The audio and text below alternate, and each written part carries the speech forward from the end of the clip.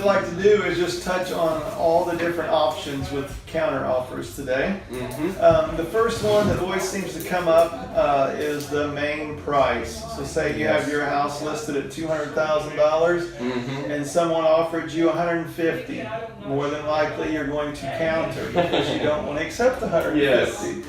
So the first step is deciding what you would be willing to negotiate to. If someone offered you that much of a difference, then evidently one of two things. They aren't too concerned about getting the house, for one, or they feel like there's a lot more that needs done to the house than you think needs done to the house, so they want more room to be able to fix those issues. Yes. What would be another thing you think they offer less for? They could also offer less just because they want to steal. There's a lot of people that they might be able to afford the house, but they just don't want to pay the full price. But you also have ones that literally cannot afford the house, but they walked through it for some reason still and loved it and are trying to offer $50,000 less than what it's worth. Yeah, and this is when you counter, and it's important that you counter knowing what your bottom line is, because like the price or anything with a counter, you got to know what you can take and where you'd like to be at. Otherwise, countering, you can go into countering and say it goes down 4 or 5 different counters. At some point you might seem confusing to the potential buyer if you're not staying on a firm bottom line of what you're needing. But what's some other things that might come up that you might want to counter on? Well, there's multiple things. One might be that they wanted closing costs paid by you. They could say they want $3,000 in closing costs. Maybe you don't have $3,000 extra to give them towards closing costs. So if that's the case, what you'll want to do is counter the overall price of the property, and then maybe you'll have the money to give them the closing costs if they pay you a little bit more overall. That is one thing we see a lot. That way the buyers can afford to buy because you're giving them some money for closing costs, and you can afford to sell and still have the margin you need because you increase the sales price of the property. Yes.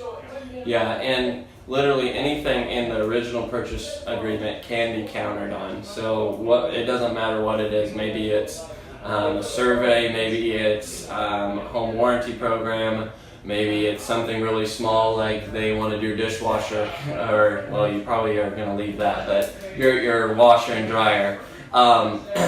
Anything can be countered on of saying, no, I want this. So that's just something for you to work out with your realtor of what's important to you and what to counter on. And with that, you do not want to be overly aggressive in your countering.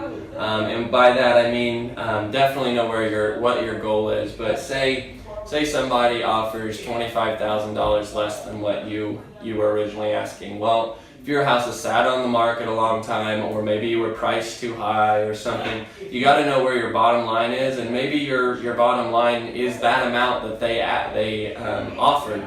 Well, then don't try and counter back again at the full price, knowing that you could come down to what they're asking, because that's just going to offend them, and they'll probably just walk away if you just don't budge.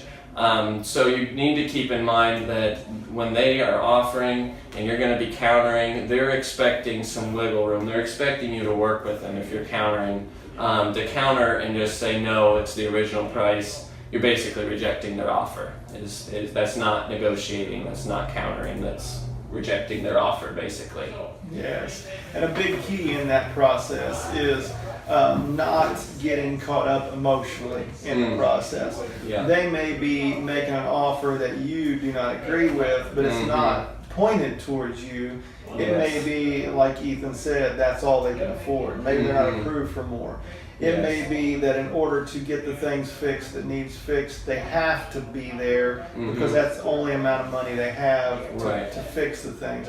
So don't get emotionally caught up in an offer and reject something that you can figure out grounds that you could meet. You know, so work in a way that is good for you, but also knowing that the buyer is not looking at it the same way you are. They're just trying to figure out how to make it work for them, the same as you're trying to figure out how to make it work for you. Yeah, and when they offer lower, don't take it personally. They might not be being a jerk, even though it might feel like it. They might not be that, like what Trent was saying. You know, it might just be where they're at. But yeah, if you're in this position and you're watching or listening, it's probably because you got an offer lower than what you're expecting, what you were asking for. And the thing to keep in mind is the offers you're getting. They might be, not to be a Downing or a Debbie Downer, I guess is the phrase, but they might be the only offers you get. So don't look at it as, I'm going to be getting lots more offers down the road. I can afford to let this one go. If that offer is close to where you're wanting to be in the end. Hope I'm making sense, but a lot of times somebody will list their house, let's say for $100,000, and they'll get offers for $90,000, and they'll reject them, all of them, because that's below their asking price. But then you go 6, 10 months, maybe a year even, down the road, and it sat that long, and they get an offer for $80,000, and they take it. And the reason is because it sat so long, they realized that their house wasn't worth $100,000, and now they're just ready to get rid of it. So just because you get 5 offers in the first week, don't expect that every week after that you're going to get another 5 offers, and so you can just reject all of them, because they might be the best offers you're going to get. So that's why you need to counter with the offers that are worth countering with, and don't just let them go by. And the other key to countering an offer is listen to your real estate agent's expertise in this area. They should have negotiated multiple deals by now, and they may be telling you, you really do need to budge a little bit because you're a little high on your price. Don't get angry with them. Take their advice, and you may not have to do exactly what they're saying, but at least use that as wisdom in how you do negotiate. Don't just be hard-headed and think, well, this is what I'm going to get. You can be that way, but if you are, you may be stuck with the property. So be willing to listen to your agent as you work through the negotiation and the counter offers. And hopefully they can help you get the maximum amount that your property is worth, even if it's not as much as you thought it was originally. And I guess another point with it's kind of the opposite of don't be too aggressive. Don't be I don't know what the word would be.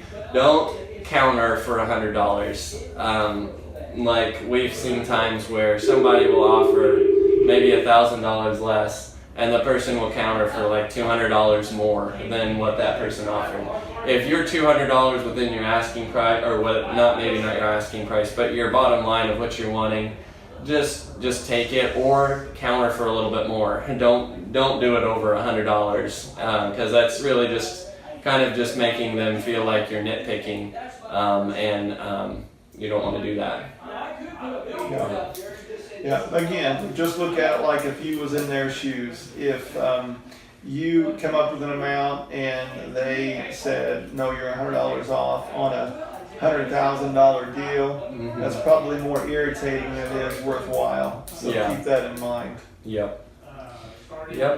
So I think in essence, rely on your realtor, and listen to them, and also let the offers be like a kind of like an audience's opinion, a vote on your house of what the public thinks it's worth.